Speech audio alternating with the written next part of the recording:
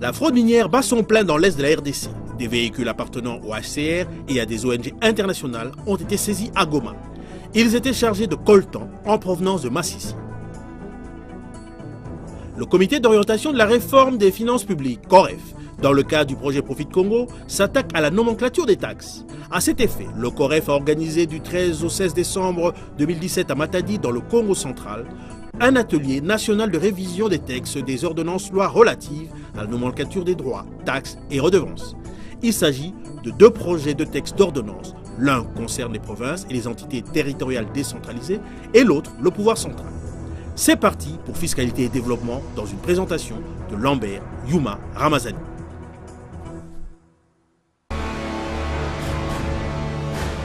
Agence Galaxy Media, la passion de développer la RDC. Mesdames, Mesdemoiselles et Messieurs, bienvenue à notre magazine, votre magazine Fiscalité et Développement. Vous serez informé de toutes les questions en rapport avec les finances, l'économie et le développement en République démocratique du Congo. Les sénateurs ont voté jeudi 14 décembre 2017 le projet de loi des finances pour l'exercice 2018. Il se chiffre en recettes et en dépenses à un peu plus de 10 353 milliards de francs congolais, soit l'équivalent de 5 milliards de dollars américains, dont 4 milliards proviendront des ressources internes. Le milliard restant viendra, lui, des partenaires extérieurs.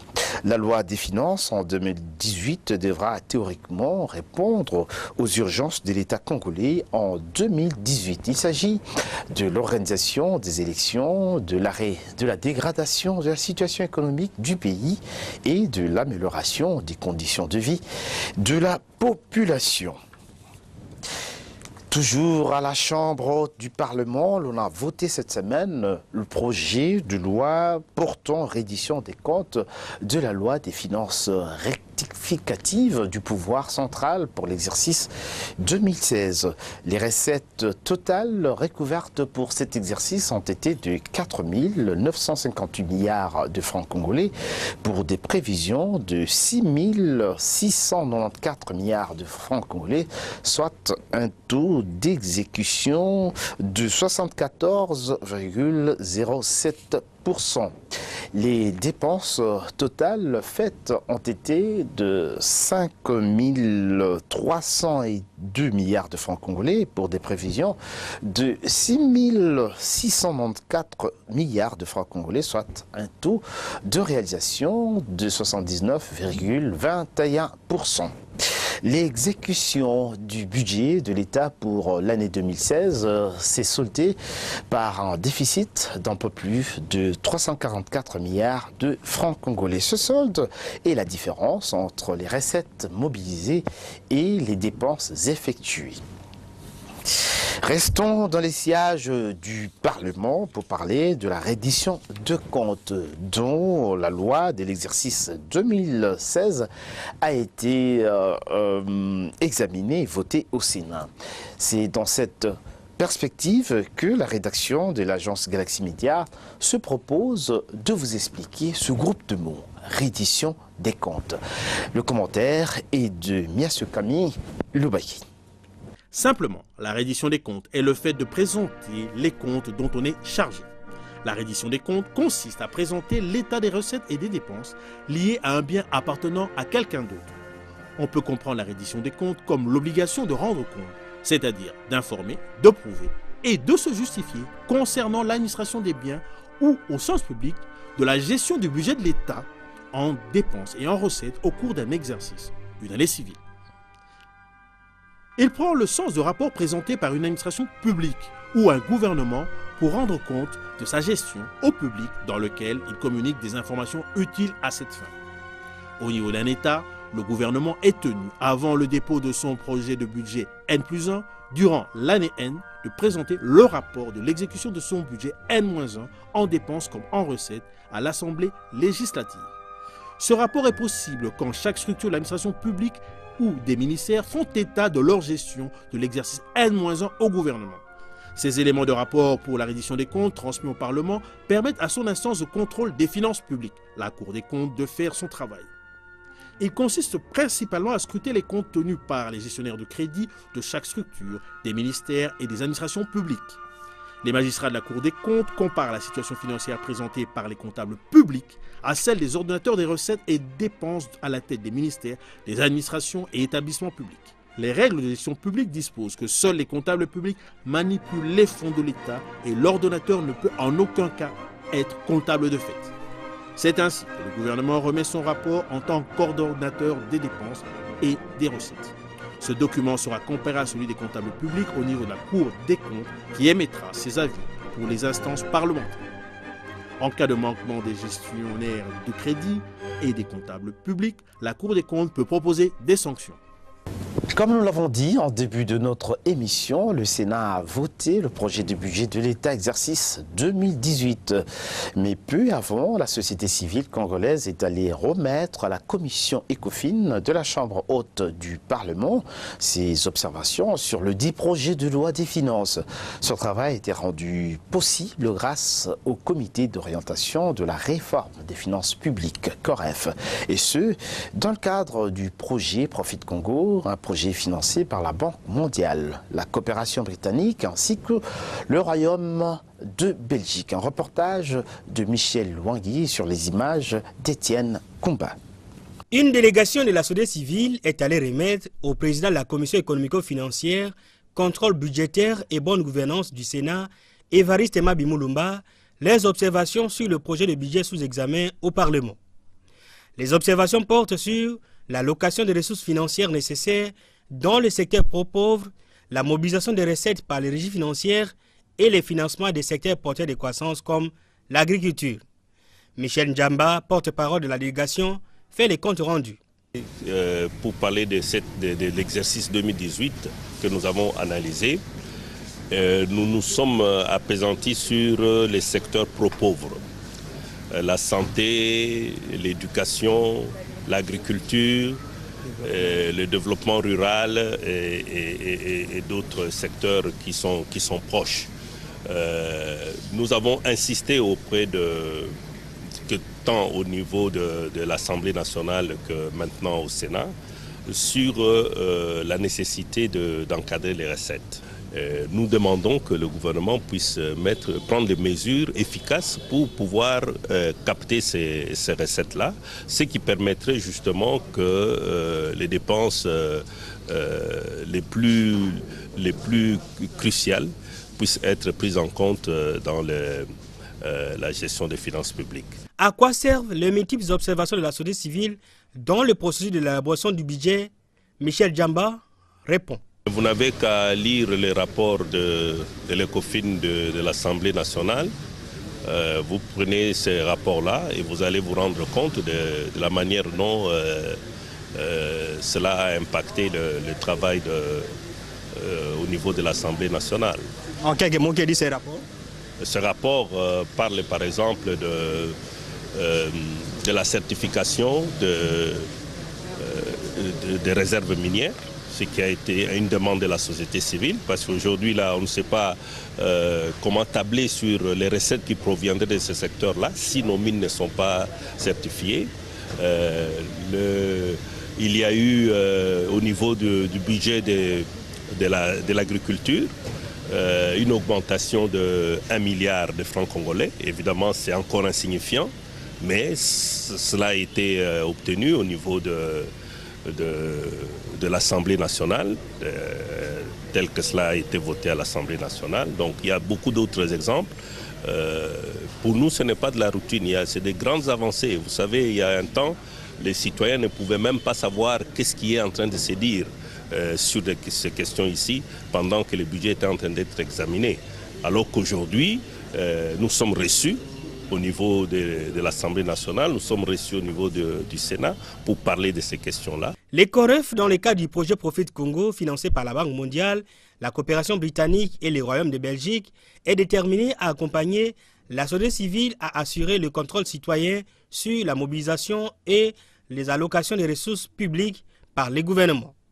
Le projet de budget 2018 ayant été voté par les deux chambres du Parlement, il ne reste que sa promulgation par le président de la République au plus tard le 31 décembre 2017.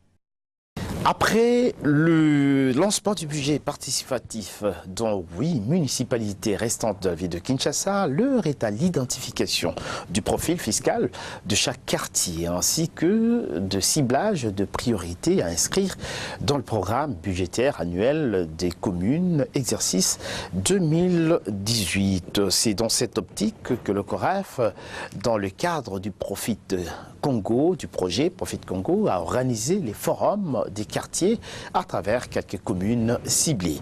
Les détails dans ce commentaire de Patience Vumilia Bokole sur les images de Landrine Nyangui. C'est parti avec le forum des quartiers sur le budget participatif dans la partie ouest de Kinshasa. Nous sommes dans la commune d'Engaliema. Ici, les forums des quartiers sont organisés dans différents coins afin d'atteindre les cibles. Chefs des quartiers, notables, représentants de la société civile et autres forces vives de la commune participent à cette étape importante du processus d'élaboration du budget participatif. Au cours des assises, les habitants du coin identifient les profils fiscaux de chaque quartier et ciblent les priorités à inscrire dans le programme budgétaire annuel de la municipalité, exercice 2018, en tenant compte du budget alloué par la commune, lequel est élaboré sur base de recettes mobilisées au cours du précédent exercice budgétaire.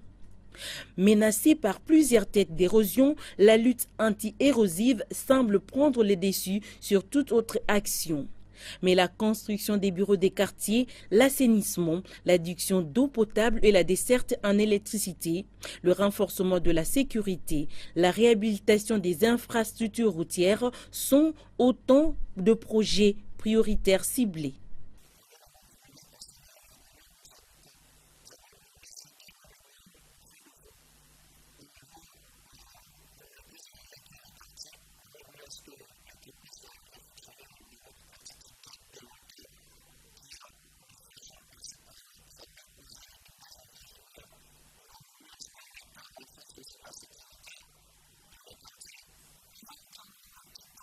C'est une bonne initiative.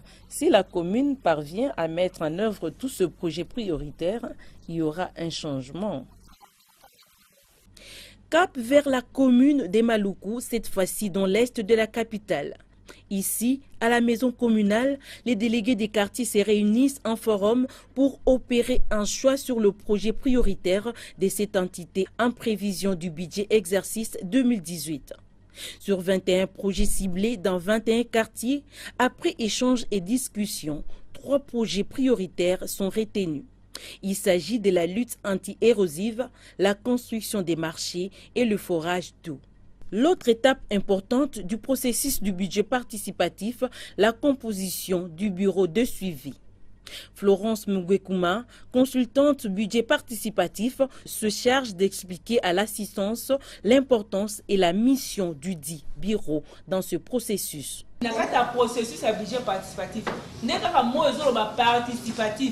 Nous voulons que tout le monde participe. Dans le processus du budget participatif, comme le mot l'indique, nous voulons que tout le monde y prenne part. Comme on vous a choisi, vous devez travailler en synergie. Pour 2018, on va constituer un bureau du budget participatif. Les 6 personnes désignées doivent être disponibles à tout moment. Il faut pas à la présence, il faut pas à la disponible. À l'issue de l'élection, 6 membres sont élus par le délégué des quartiers. L'occasion pour Papi Epiana, bourgmestre de Maluku, de louer l'initiative du projet Profit Congo coordonné par le COREF qui pour lui va améliorer sensiblement les recettes locales et ainsi développer les entités territoriales décentralisées. Votre mission, votre rôle tel qu'on vous a enseigné, c'est ce que nous attendons. C'est comme vous êtes là, nous aurons les données auprès des formateurs qui sont sortis les délégués des quartiers. Et avec ces données-là, on est tenté d'élaborer le budget de la commune. Après avoir terminé, on va commencer aussi à évaluer telle recette provient de quel quartier. Et cet quartier, on avait enregistré combien d'unités de production. Par rapport à ces unités, automatiquement, on doit comprendre que non, les délégués des budgets participatifs de ces quartiers ne font absolument rien. Cette action de Profit Congo rentre dans le cadre de sa composante 3. Celle-ci vise le renforcement du système de gestion des finances publiques au niveau provincial. Restons encore dans le cadre du projet Profit Congo pour vous dire que le COREF a organisé du 13 au 16 décembre 2017 à Matadi, dans le Congo central, un atelier national de révision des textes des ordonnances lois relatives à la nomenclature des textes. Il s'agit du projet de texte de l'ordonnance loi fixant la nomenclature des impôts, droits, taxes et redevances de provinces et des entités territoriales décentralisées. Le deuxième texte, c'est le projet du texte de l'ordonnance loi fixant la nomenclature des droits, taxes et redevances du pouvoir central. Ces travaux ont été organisés sous l'égide du ministère des Finances, au cours desquels les différents experts venus du gouvernement central, des gouvernements provinciaux, des entités territoriales décentralisées et du secteur privé y ont pris part active. Des cadres des régies financières nationales et provinciales ainsi que des chercheurs indépendants rompus dans les matières fiscales ont aussi participé à ces assises de Matadi. Ces dernières font suite aux recommandations du Forum national sur la réforme du système fiscal en RDC, organisé du 11 au 14 septembre 2017 à Kinshasa, à l'initiative du chef de l'État. Objectif visé du Forum, doter le pays d'un système fiscal incitatif et rationnel pour un accroissement des ressources nécessaires à son développement. L'actualité économique au cours de la semaine a aussi été dominée par la fraude minière qui perdure dans l'est de la République démocratique du Congo. En effet, un véhicule du Haut-Commissariat des Nations Unies pour les réfugiés HCR a été saisi le 12 décembre dernier à Goma avec une quantité importante de coltan provenant du territoire de Massissi. Nous sommes là dans la province du Nord Kivu. Le HCR n'est pas la seule institution citée. D'autres ONG et organismes internationaux seraient également concernés par le trafic illicite de minerais de l'Est de la RDC. Didi Mavambou, Nombolo Pepe, nous en parle.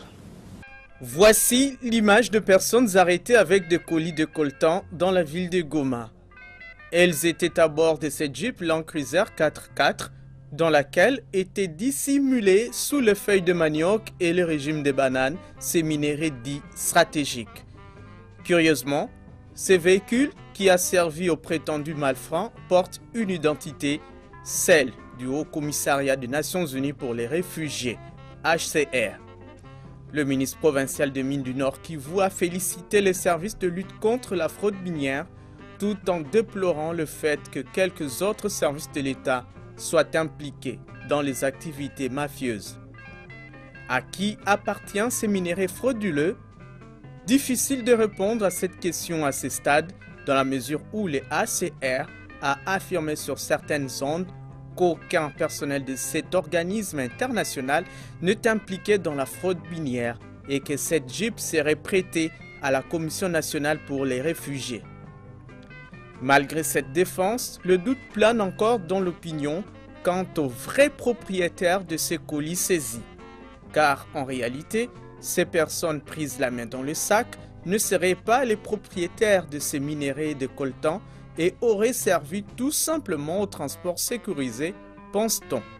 Les commanditaires de ces crimes économiques, comme d'habitude, errent librement dans la nature et ces pauvres gens doivent tout de même payer pour leur implication. Le HCR n'est pas le seul organisme cité dans la fraude minière. Il y a aussi l'Action contre la faim, des ONG internationales et même des soldats de la paix de la MONUSCO qui procéderaient au trafic illégal de minerais dans l'est de la RDC. Il faut aussi rappeler qu'il y a quelques années, un camion de casque bleu a été saisi au niveau de la frontière à Goma avec plus de 1200 kg de cassitérite. Sur le colis illicite, c'était bien mentionné, contingent indien. Ceci pour échapper au contrôle de services opérant aux frontières. Seul le chauffeur avait répondu de ces actes, mais les autres savourent le goût de la liberté. Très prisé pour son usage au profit de haute technologie, le coltan congolais, surtout porteur du sang de ces millions de victimes tombées sous les balles, porteur des cris de femmes et filles violées, et de la misère extrême qui hante les zones d'exploitation de ces minéraux, appelés à juste titre minéraux de sang.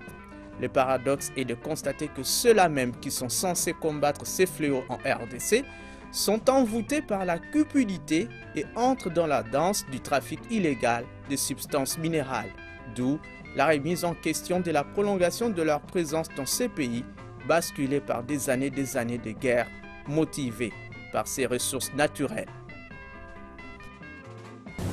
La DGDA Katanga se mobilise davantage pour la maximisation des recettes douanières en modernisant ses infrastructures. Parmi les chantiers, il faut noter la surveillance informatisée, ce mur en construction à Kasumbalesa et bien d'autres projets qui font objet de la visite de différentes autorités, tant de la direction générale que de la province douanière du Katanga. Ce reportage nous en dit long. Modernisation, c'est le moins que l'on puisse dire de la transformation jour après jour des installations douanières de Kasumbalesa dans le Haut-Katanga. En plus de ces bâtiments qui offrent tout le confort à toute personne, aux nationaux comme aux étrangers opérant dans le secteur douanier, l'informatisation du circuit de dédouanement dès la prise en charge sous surveillance vidéo est à la pointe de la technologie. De passage à Kasumbalesa en novembre dernier, le directeur général adjoint de la DGDA a visité la tour de contrôle de KBP. Cette société a rassuré le numéro 2 de la douane congolaise des performances de leurs services. Ce qu'on a amélioré essentiellement, c'est comme par exemple cette ligne, à l'entrée vers le Congo, on a ajouté une ligne supplémentaire. On peut voir le trafic sur la route, comme on peut le voir. Jean-Baptiste Kongolo Kabila a émis le vœu de voir KBP, qui gère les installations et la tour de contrôle, partager ainsi ces données avec la douane qui est la principale intéressée.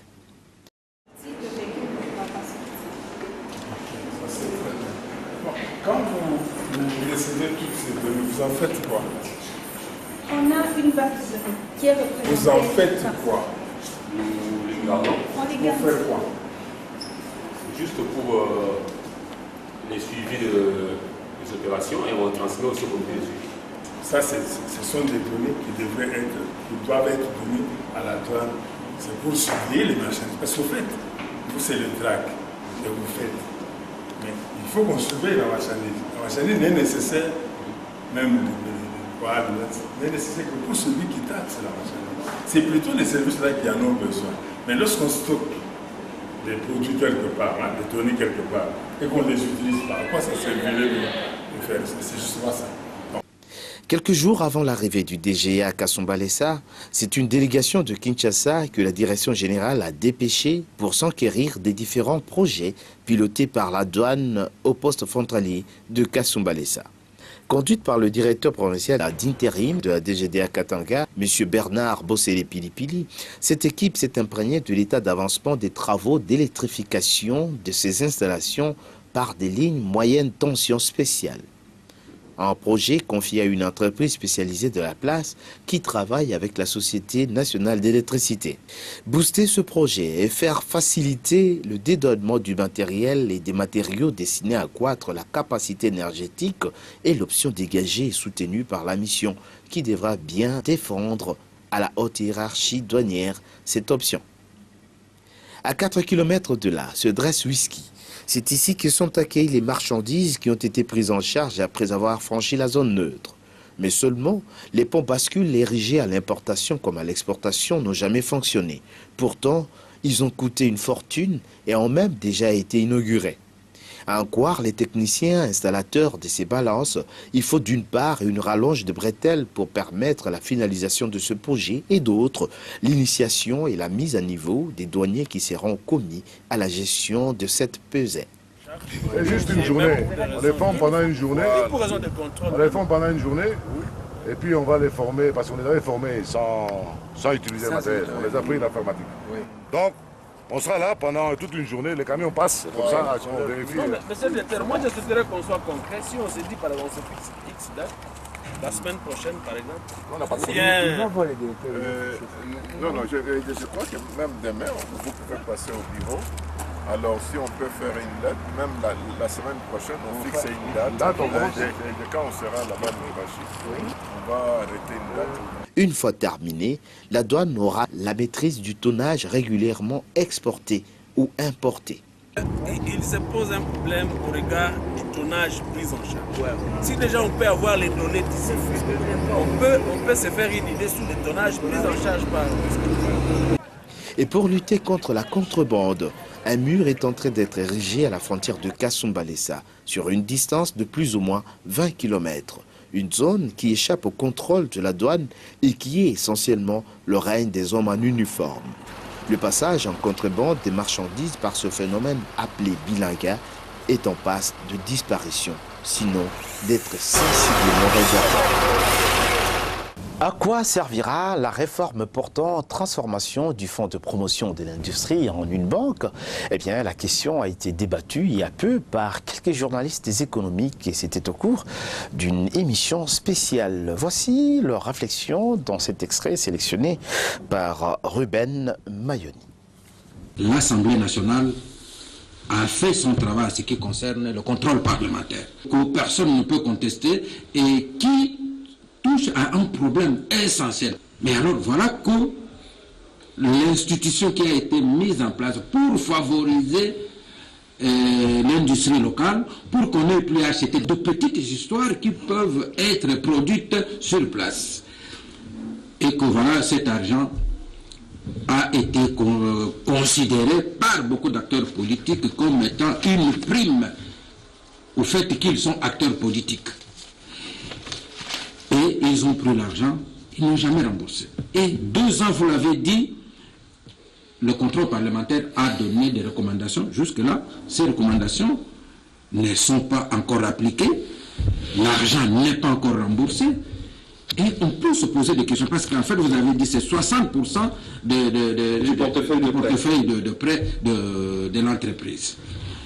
Et aujourd'hui, l'entreprise est en train d'aller vers totalement sa faillite. C'est-à-dire quoi? Nous risquons demain de voir l'FPI connaître le sort de la banque de crédit agricole. Et c'est ça le problème chez nous. Au moment où on dit l'agriculture priorité de priorité, la banque agricole disparaît parce que les gens qui ont pris de l'argent n'ont pas remboursé. Le fonds de promotion de l'industrie a besoin de la gouvernance, de la bonne gouvernance. En une année, on a vu Kitebi quadrupler les recettes. Et qu'est-ce qui se passe au niveau du fonds de promotion de l'industrie?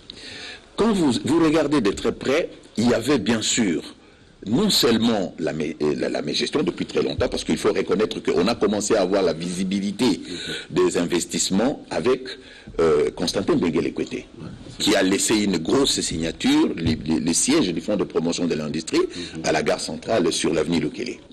Au jour d'aujourd'hui, le fonds de promotion de l'industrie n'a pas besoin de changer de vocation. C'est une structure qui peut rester telle qu'elle, mais qui peut contribuer à la création d'une banque de développement. C'est une structure qui est très viable. Et le secret de Kitebi Kibonvul, c'est qu'il a fait recours à l'expertise locale. Il travaille avec le cabinet Mbochangol, qui a déniché les failles dans le recouvrement de la taxe de l'industrie, c'est-à-dire la TPI locale ainsi que la TPI à l'importation. Au jour d'aujourd'hui, comme les recettes sont passées de 2 milliards de francs congolais à 8 milliards, à l'allure où vont les choses, je suis convaincu que dans 3 ans, si tout va bien, même dans 5 ans, le fonds de promotion de l'industrie va commencer à mobiliser plus ou moins 10 milliards. Donc il y a un travail à faire. Et les politiciens doivent comprendre que les réformes qu'ils veulent imposer au fonds de promotion de l'industrie ne vont pas permettre le développement, ne vont pas permettre la disponibilisation des fonds pour la création de notre classe moyenne, mais ça va peut-être... Ils pensent qu'en transformant le fonds de promotion de l'industrie, on va effacer l'ardoise des dettes qu'ils ont auprès du fonds de promotion de l'industrie. Le FPI, même dans le statut actuel, c'est une forme de banque. Donc, pour être banque, il ne suffit pas qu'on s'appelle banque. Donc, ça veut dire que le FPI accorde du crédit, mais sans avoir le statut ou la qualité de banque. Mais il faut dire aussi que si elle se transformait en banque, les règles macro-prudentielles sont le régime de change, les règles sont complexes. Est-ce qu'elle devra renoncer alors dans ce cas à la taxe? Parce qu'aucune banque ne peut pas être financée pour... Voilà, on prend une taxe. Donc c'est très compliqué cette histoire là-bas. Il faut qu'on soit sérieux. Ça veut dire que je vois bien... Je vois bien les gens qui disent, voilà, on veut la transformer en banque pour rendre les crédits pour mettre fin à l'iniquité des crédits, pour accroître le nombre de bénéficiaires, pour rationaliser le crédit. Mais on peut arriver à ces objectifs sans une transformation en banque. Comme l'a dit Jérôme encore une fois, et Diana, c'est une question de bonne gouvernance, de bonne gestion. Encore une fois, je m'aurais insisté sur la fausse bonne idée de transformer le FPI en institution financière bancaire. Ce sont ces gens-là qui ont pris des crédits qu'ils ne veulent pas rembourser et qui utilisent leur posture politique comme un régime de privilèges. Vous savez, là où les privilèges sont déjà en mode de gestion, eh bien, l'injustice se propage. L'impunité ça se propage à la vitesse de la lumière. Ça devient un sport national même. C'est comme ça qu'il est impérieux de condamner cela, parce que nous ne vivons pas que pour nous-mêmes. Nous vivons pour les générations futures aussi. Qu'est-ce que nous allons léguer aux enfants si par nous sommes vraiment le chemin par lequel passe la dégénérescence? Non, il faut dire non. Il faut faire tout ce qui est possible aujourd'hui pour que le FPI recouvre les privilèges du Trésor. Il n'y a pas un moyen de faire autrement. Je pense que la question revient aujourd'hui entre les mains du président de l'Assemblée nationale. C'est au niveau de l'Assemblée nationale que l'on doit décider de quelle société on veut léguer aux futures générations. Si nous voulons d'une société où l'impunité est la règle et les régimes de privilèges et le mode opératoire de gestion, alors continuons ce chemin. Mais si nous voulons être la génération de la rupture, il faut donner le moyen de protéger les fonds publics. Parce que les fonds publics ne nous appartiennent pas. Aujourd'hui, nous en avons la gestion, mais ne faisons pas un patrimoine personnel. Donc, je pense que le FPI est aujourd'hui au cœur de cette transformation de notre société. Et si nous ne parvenons pas à relever les défis de ce que le FPI nous impose comme défi moral, eh bien, nous sommes une société à abandonner. Restons encore au FPI pour dire qu'une mission importante de cet établissement public, conduite par le directeur des projets, Damien Simbi Moussema, s'est rendue il y a de cela quelques jours dans le territoire de Malemba-Nkulu. Nous sommes là dans la province du Haut-Lomami. Objectif, inspecter le projet de débouchage du lac à Malemba-Nkulu.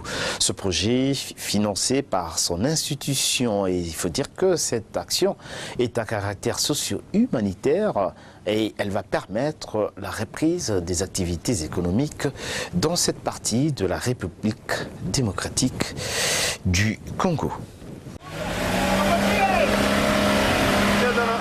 C'est une énième mission de supervision que le directeur de projet du Fonds de promotion de l'industrie, Damien Simbi, conduit à Malemba-Nkulu, dans la province de Haut-Lomami. L'objectif principal de cette dernière mission a été la visualisation de la rivière principale pour le ravitaillement des différents lacs. Il s'agit de la rivière Kalangwa, située à 60 km de Malemba-Nkulu centre. Sur le fleuve Congo, il a fallu 4 heures de navigation pour atteindre cette rivière, vrai épicentre, puisqu'à elle seule, la rivière Kalangwa ravitaille en eau plusieurs lacs dont Kachi, Kalumbe, Zimbabo, Kibala et Kabamba. Cela avant de se jeter dans le fleuve Congo au niveau de la chaufferie des Moulongo. Grâce à l'intervention du FPI, un vrai travail herculien s'abat chaque jour. La drague réhabilitée a déjà débouché 6 km, donnant ainsi accès aux multiples voies de communication. Une autre bonne nouvelle, au-delà du ravitaillement des lacs, le débouchage des chéneaux a conduit à la réouverture des voies de communication restées longtemps inaccessibles. Aujourd'hui, la population se déplace facilement sur les eaux, faute de routes praticables. En fait, cette rivière avait disparu, mais grâce au financement du FPI, sur instruction de son Excellence, le président de la République, Joseph Kabila Kabange, voilà cette rivière qui réapparaît. C'était important que tout le monde puisse voir que la drague est réellement opérationnelle, qu'elle est en train d'abattre un travail que humainement c'est impossible de le faire. Et je pense que vraiment nous devons remercier les autorités qui ont pris cette initiative afin que la faim puisse disparaître dans le Haut-Lomami en général et principalement dans le territoire de Malem-Bankoulou où nous sommes opérationnels pour le moment avant d'aller sur les lacs qui sont dans d'autres territoires. Une autre annonce a été faite. Le FPI va procéder au repeuplement des lacs par des alevins dans le tout prochain jour. Et pour y parvenir, les autorités coutumières ainsi que l'administrateur du territoire doivent s'impliquer pour que la période de fermeture de lacs, prévue de décembre à février, pour permettre aux poissons de se reproduire, soit respectée. 2018 s'annonce donc fructueuse pour la population des Malem-Bankoulou qui retrouve progressivement son activité principale, la pêche, qui va faciliter les échanges commerciaux.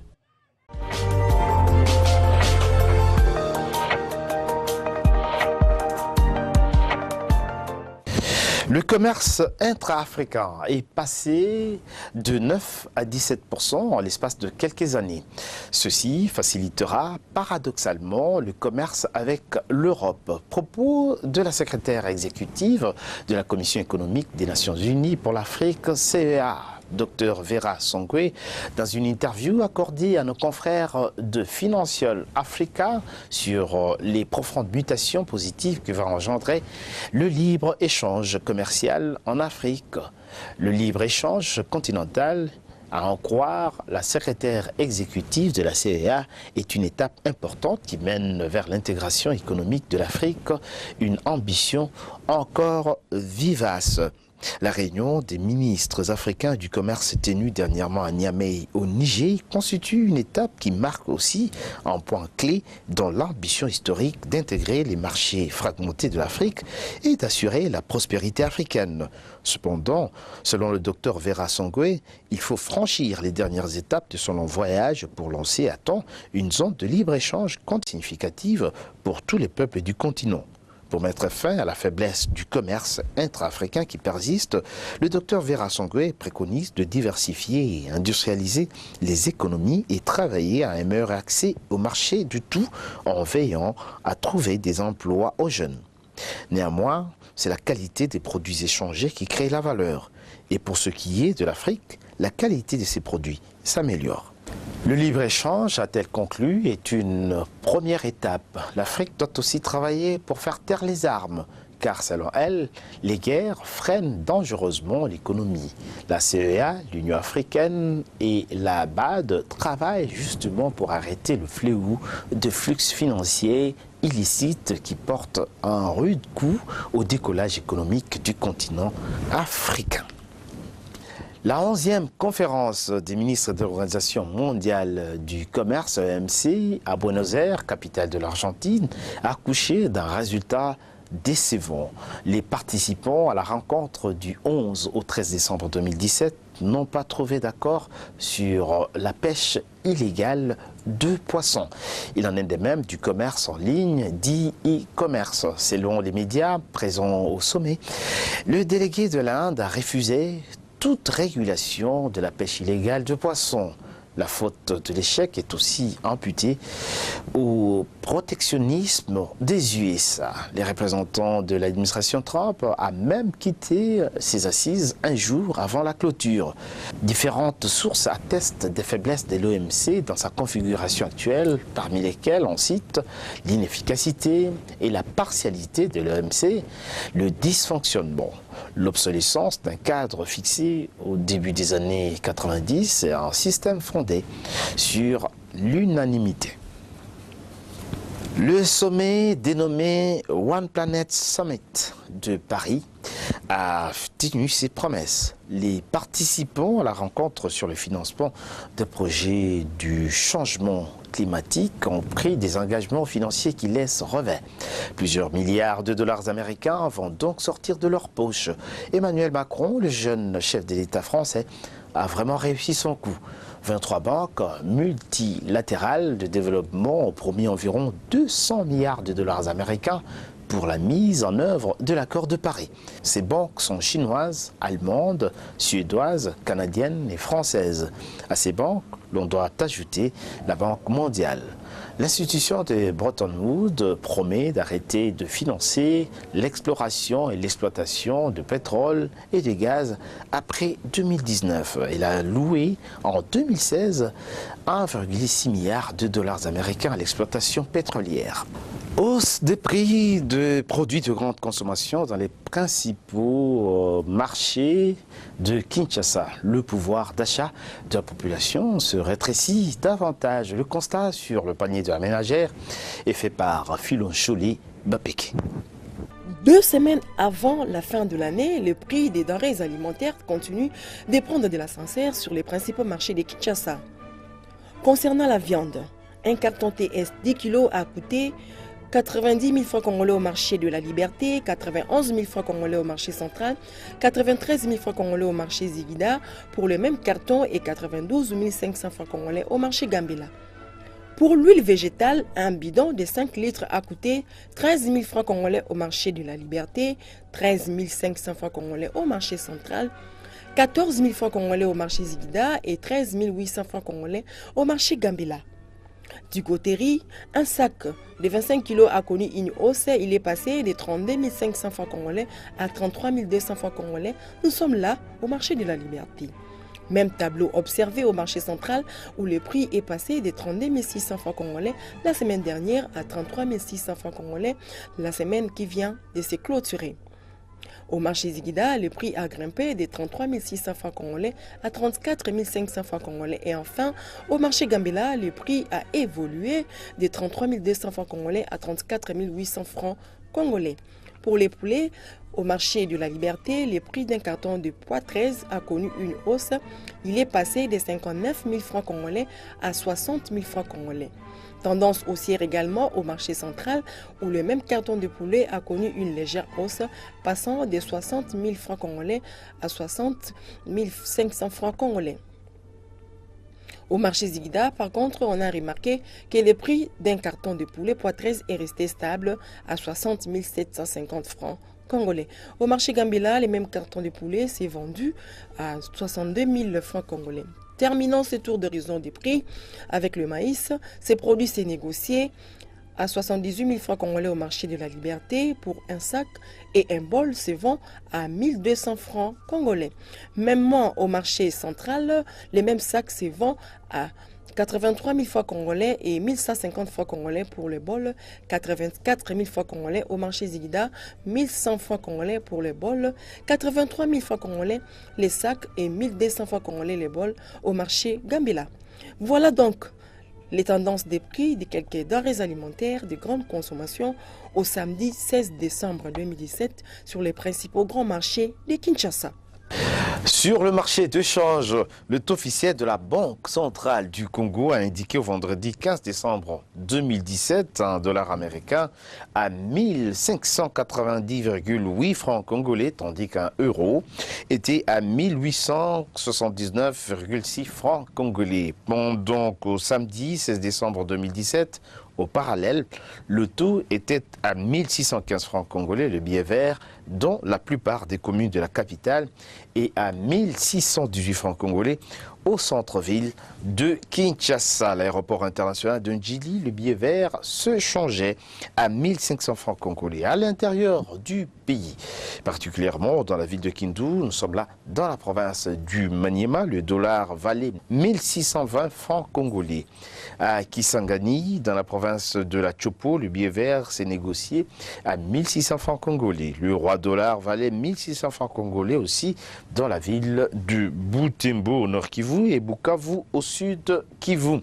1590 francs congolais dans la ville de Kimpese, dans la province du Congo central, ainsi que dans la ville de Kananga, dans le Kasaï central, tandis qu'à Chikapa, dans le Kasaï, il fallait débourser 1580 francs congolais pour avoir un dollar. Sur le marché international, à présent, des produits pétroliers aux produits céréaliers, en passant par les produits miniers. Les uns sont en hausse, les autres en baisse. Voici pour vous le cours des principales matières premières au deuxième fixing du samedi 16 décembre 2017. Retrouvons Didi Mavambo Nambo. Baisse de 0,25% pour le baril du pétrole sur le marché de Londres, qui s'est vendu à 62,23 $ américains, appréciation de 0,19% par contre pour le même baril sur le marché américain, se négociant à 57,26 $ américains. Les produits miniers ont presque tous dégringolé en dehors du cuivre qui s'est vendu à 6 761 $ américains la tonne, soit une augmentation de 2,03%. Quant au cobalt, il a chuté de 0,75%, se vendant à 72 205 points la tonne. L'once d'or a coûté 1254,30 $ américains, soit une baisse de 0,01%. Enfin, sur le marché des céréaliers, la tonne du maïs a augmenté de 3,12%, coûtant 347 $ américains. Celle du riz a baissé de 0,55%, se négociant à 11,71 $ américains, et celle du blé à 419 $ américains, soit une hausse de 6,76%.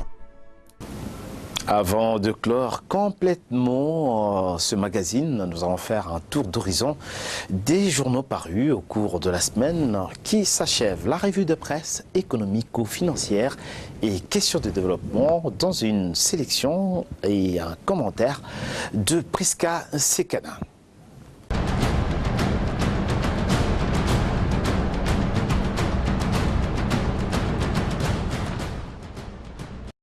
Mesdames et messieurs, bonsoir. Ouvrons cette revue des presses économico-financières de la semaine avec le journal Bonne Gouvernance qui titre dans ses pages intérieures « Budget 2018, des inquiétudes sur les financements des élections ». Selon le journal, le budget de l'État tel que voté par les députés pour 2018 s'élève à 4,3 milliards de dollars américains et repose sur une hypothèse de croissance économique de 4,4%. Cependant, rappelle le journal, la crise politique en RDC continue aussi à peser sur le comportement général de l'économie avec pour conséquence de multiplier les inquiétudes sur les financements des élections. Au journal de poursuivre que personne en revanche ne connaît ni le montant réel alloué à la CENI à ce jour, ni le chronogramme de leur décaissement. Cette opacité renforce la méfiance de partenaires qui exigent non seulement la transparence des opérations, mais aussi une évaluation conséquente de tout ce qui a déjà été déboursé pour la centrale électorale à ce jour. Dans un autre chapitre, le journal Bonne Gouvernance, dans ses brèves économiques, nous fait savoir que la machine à voter réduirait le budget de scrutin des 135 milliards de dollars américains. Le journal précise que le recours à la machine à voter proposée par la CENI va substantiellement réduire le budget de 3 premiers scrutins des 560 millions de dollars américains à 425 millions de dollars américains, soit des économies évaluées à 135 millions de dollars américains. Par ailleurs, le quotidien Forum des As titre Goma des véhicules des organisations humanitaires utilisés dans la fraude minière. Selon le journal, un important lot de minerais estimé à 12 kilos était intercepté par les agents de l'ordre le mardi 12 décembre dernier à Goma, dans la province du Nord Kivu, dans un véhicule estampillé au commissariat des Nations Unies aux réfugiés HCR. Toujours dans les après-midi, précise le journal, 2 autres véhicules de l'ONG Action contre la faim ont été à leur tour saisis avec des minerais. Comme si cela ne suffisait pas, c'est les véhicules du parquet des grandes instances qui a été saisi à son tour avec des minerais. On signale également les véhicules d'une société de gardiennage. Tous ces véhicules viennent de Massissi, un territoire riche en minerais à 80 km de la ville de Goma. Et de conclure, la Commission nationale de la lutte contre la fraude minière du Nord Kivu accuse également des hauts gradés de l'armée qui abusent de leur position pour faire libérer des militaires et civils détenus pour trafic illicite de minerais au Nord Kivu.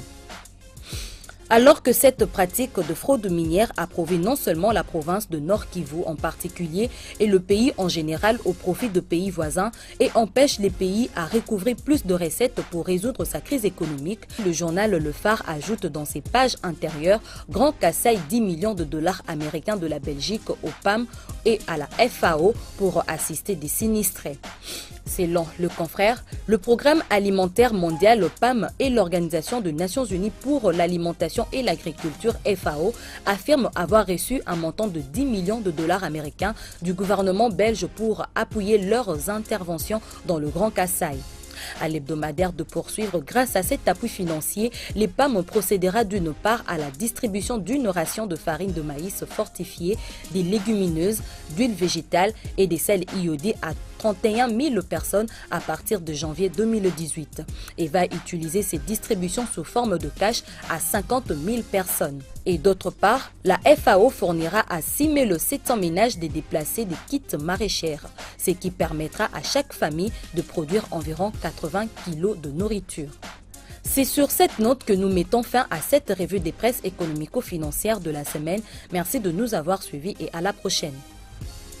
Ainsi prend fin ce magazine Fiscalité et Développement. Il ne restait plus qu'à vous dire merci pour votre pathétique attention. Un coucou particulier à tous nos téléspectateurs du Haut-Katanga, de Lubumbashi, donc de Likasi, mais aussi à vous tous, aimables téléspectateurs, restez cochés à ce programme.